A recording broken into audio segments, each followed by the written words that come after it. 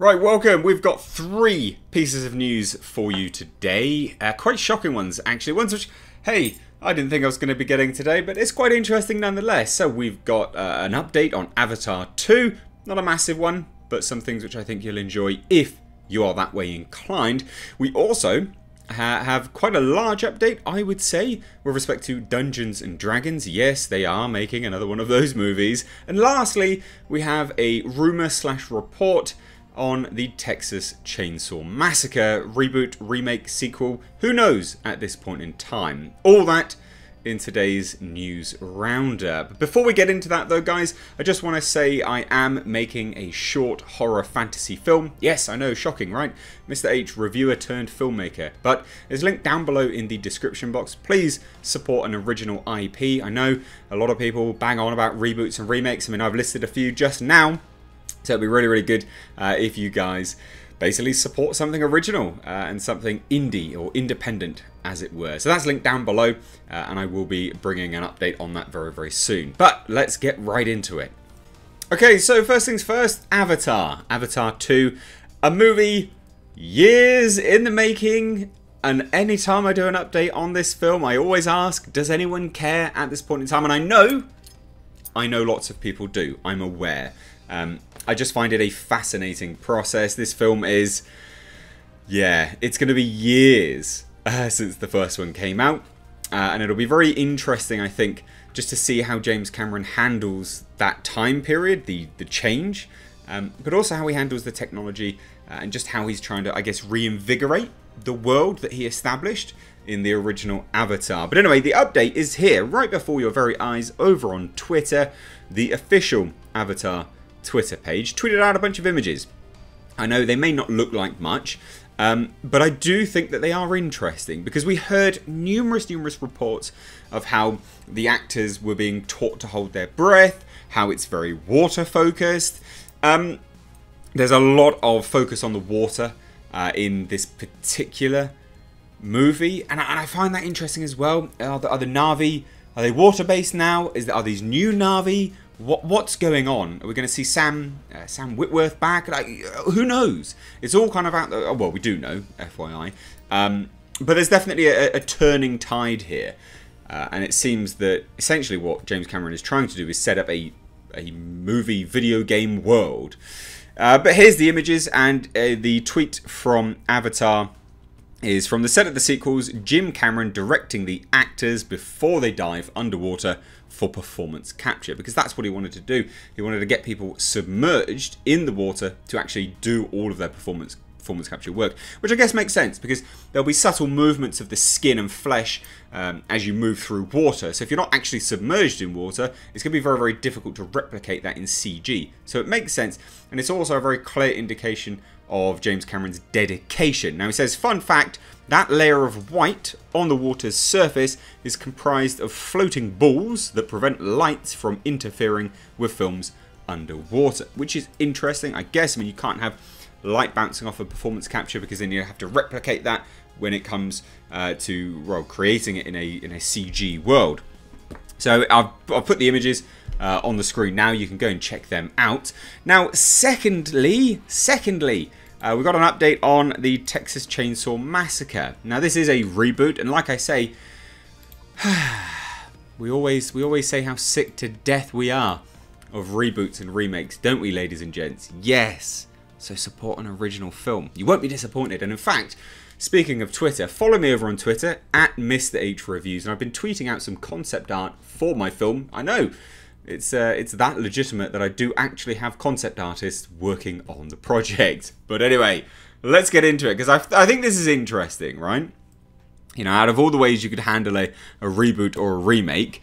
Now, this is over on comicbookmovie.com. And they say, we found out back in January that Legendary was developing another Texas Chainsaw Massacre movie with the Dig filmmakers Ryan and Andy Tohill on board to direct, and Fede Alvarez producing. The project was described as a reboot, but could it actually be as a direct sequel to Toby Hopper's 1974 classic? Well, it could be, because what they've learned now, in terms of speculation from the Illuminati anyway, is that it is going to be focusing basically on an older an older Leatherface.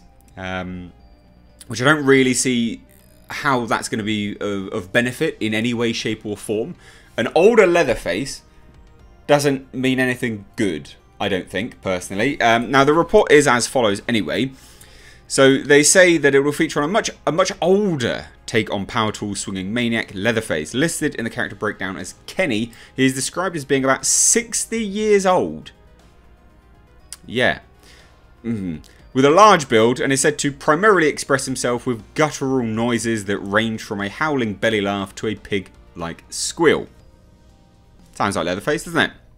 Now, the plot will reportedly follow a 25-year-old San Francisco moneymaker named Melody. It would have to be a woman.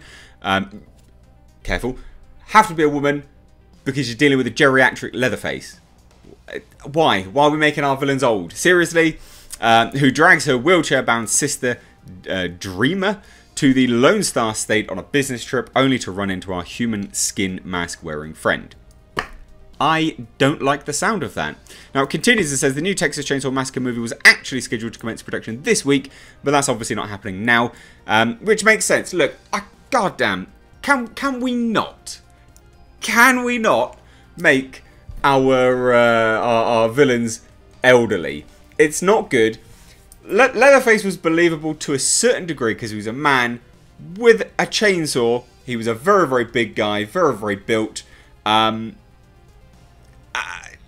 Old Leatherface? I mean, come on. He wasn't exactly muscular, was he, in the original films? He was a bit chunky. So he's not exactly living a good life. If you've got an old version of Leatherface, it's not good. That's not a good sign. You're just going to end up with a chunky monkey Leatherface, elderly, probably with a bad back because he's thrown his hips out because he's got a big belly. It's not good. Can we stop? Can we please stop? Can I get home alone? Terrible. Right, lastly, ladies, I'd love to hear your thoughts on this. Let me know down below in the comments. Lastly, now this is the big bit of news, I think, anyway. Dungeons & Dragons film moves forward with a deal with former Marvel exec Jeremy Latcham. Now this is interesting for a few reasons. Why? Well, because it's Entertainment One. Entertainment One is kind of a small studio thing. They're sort of independent, but not. They don't really do too much. Well, they do a lot, but nothing big. Specifically, anyway. But they've signed a first-look agreement with producer and former Marvel Studios executive Jeremy Latcham, with Dungeons & Dragons as the first project under the deal. I think that's interesting, don't you? I think that's massively interesting. Not only because we're getting a Dungeons & Dragons film, which, yeah, I'm all for. Make it R-rated, though. Let's do it. Also make it a bit tongue-in-cheek, a bit satirical. It needs to be a bit satirical. But it's interesting that Entertainment One are they're moving themselves up a bit. You know, we knew that this coronavirus would leave the film industry changed. This is one of those things. So it is very interesting. Now, Entertainment One made the announcement Wednesday, noting that the partnership with Latcham follows E1's acquisition of Hasbro earlier this year and will further power E1's ability to produce wide appeal film and television content designed for a global audience from Hasbro's library. Dungeons & Dragons is managed by Wizards of the Coast, a Hasbro subsidiary. Now, I always considered E1 to be not I mean, they're not a huge studio, but to have acquired Hasbro is massive, isn't it? That's really big. Now, Jonathan Goldstein and John Francis Daly are attached to write and direct the film, which is a co-produced by E1, Hasbro's global entertainment studio, and Paramount. This film marks the first project for E1 with Paramount since E1's acquisition by Hasbro. Interesting. Yeah, I really think that is interesting. Now, the other bits and pieces here, there was a statement saying Jeremy is a massively talented producer. Go away. With a track record for creating true-to-brand films with size and scope that resonate with audiences and excel on a global scale. In our exciting new era with Hasbro, we're thrilled to begin this new partnership and look forward to sharing amazing projects that are to come. All normal spiel and then a whole bunch of crappy adverts.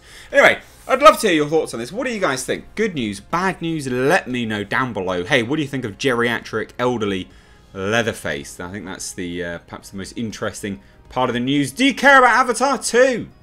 Let me know down below. If you're new here, do hit subscribe. stay up to date on the world of pop culture movie news by hitting the bell notification icon. Also, if you're enjoying these kind of news pieces, give this video a like and please do share it. Anyway guys, thanks so much for watching. With Mr. H, take care.